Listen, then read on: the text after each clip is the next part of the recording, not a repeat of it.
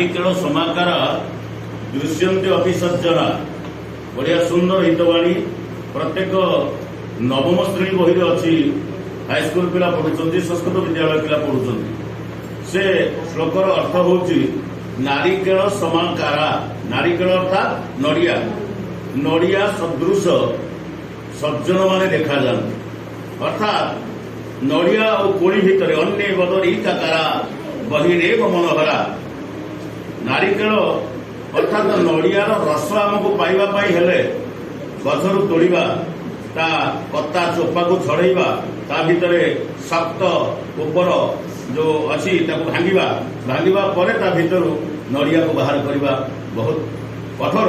ଉପରଟା ବହୁତ କଠୋର, କିନ୍ତୁ ଭିତରେ ଅମୃତ ତୁଲ୍ୟ ରସ ଭରି ରହିଛି।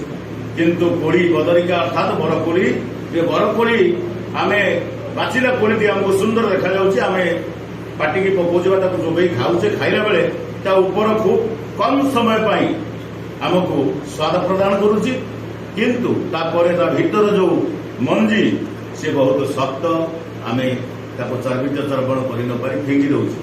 ଏ ଦୁନିଆରେ ଯେତେ ସଜ୍ଜନ ଲୋକ ଅଛନ୍ତି, ଉଦାହରଣ ତମ ସାରେ ଗୁରୁ ଗୁରୁମା ଏବଂ ଘରେ ଗୁରୁଜନ, ଏମାନେ ସବୁବେଳେ ତମକୁ ସୁହାଇଲା ବହି କଥା କୁହନ୍ତି ନାହିଁ। ଯୋଉଟା ପରୋକ୍ଷରେ ତମର ଅତି ଉନ୍ନତ ମଙ୍ଗଳ ହବ ସେଇ ଉପଦେଶ ତମକୁ ଦିଅନ୍ତି, ତମେ କିନ୍ତୁ ଭୁଲ ବୁଝ ନା। ଯୋଉମାନେ ଅନ୍ୟ ଲୋକ ଅଛନ୍ତି ସମାଜରେ ଆମର ପ୍ରକୃତ ହିତାକାଂକ୍ଷୀ ନୁହନ୍ତି, ସେମାନେ ବରକୋଳି ସଦୃଶ ଦେଖାଯାନ୍ତି, ସୁନ୍ଦର ଉପର ସୁନ୍ଦର ଭିତର କଠୋର।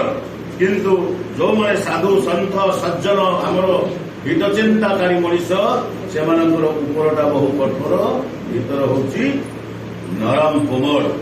ତେଣୁ ଆମେ ଯୋଉ କଠୋର ଉପଦେଶ ଯିଏ ଆମକୁ ଦଉଛନ୍ତି ଆମ ମଙ୍ଗଳ ପାଇଁ, ଆମେ ତାକୁ ସମ୍ମାନ କରିବା ଦରକାର। ଧନ୍ୟବାଦ।